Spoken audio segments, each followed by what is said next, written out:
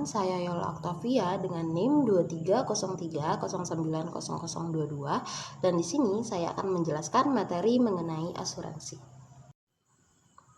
Nah, yang pertama kita akan membahas mengenai pengertian asuransi. Asuransi ialah perjanjian antara penanggung dan tertanggung dalam mengalihkan resiko finansial dengan membayar premi secara berkala.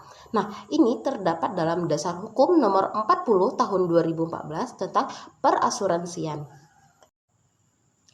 Nah, lanjut ke materi selanjutnya mengenai manfaat asuransi. Ada beberapa manfaat dari asuransi. Yang pertama sebagai perlindungan dari kerugian finansial. Nah, yang kedua sebagai ketenangan jiwa dan rasa aman. Yang ketiga sebagai sarana menabung jangka panjang dan sebagai mendorong pertumbuhan ekonomi. Nah, untuk materi selanjutnya kita akan membahas mengenai resiko dalam asuransi. Nah, resiko asuransi itu dia ada 3. Yang pertama yaitu resiko murni, resiko spekulatif, dan ketidakpastian. Dan sekarang kita akan membahas mengenai apa saja sih yang termasuk dalam resiko-resiko dalam asuransi. Nah, yang pertama ada resiko murni. Resiko murni itu hanya menghasilkan kerugian, tidak ada peluang untung. Contohnya seperti kebakaran, kecelakaan.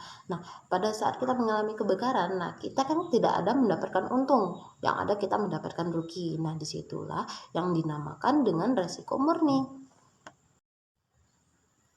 Nah, yang kedua itu ada resiko spekulatif. Dia bisa menghasilkan keuntungan dan kerugian. Contohnya seperti investasi saham. Pada saat dia naik, kita mendapatkan keuntungan. Pada saat dia turun, kita mengalami kerugian. Nah, itulah yang dinamakan dengan resiko spekulatif.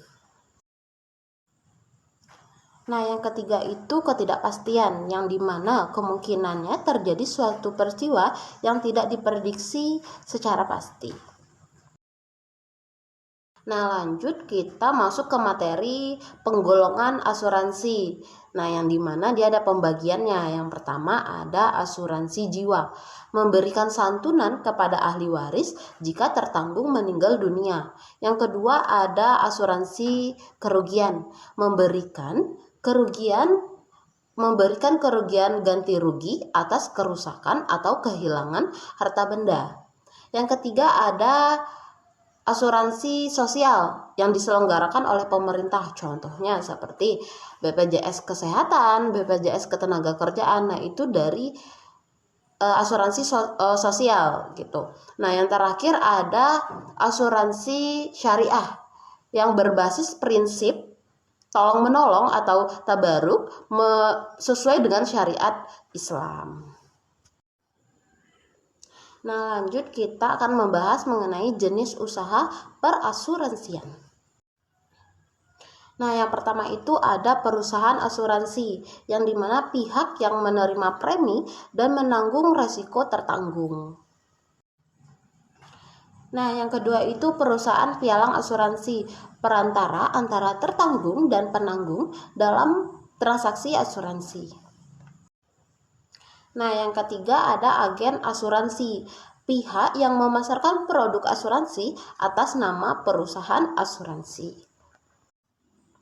Nah, yang keempat itu ada perusahaan reasuransi, yaitu perusahaan yang mengasuransikan kembali resiko yang diterima perusahaan asuransi. Nah, yang kelima ada perusahaan pialang reasuransi, yang dimana itu adalah perantara dalam transaksi antara perusahaan asuransi dan reasuransi. Nah, yang terakhir perusahaan penilai kerugian, yang dimana melakukan penilaian kerugian pada klaim asuransi. Nah, kesimpulannya ialah asuransi adalah investasi perlindungan terbaik untuk masa depan yang lebih aman. Baik, itulah pemaparan materi mengenai asuransi. Sekian dari saya. Assalamualaikum warahmatullahi wabarakatuh.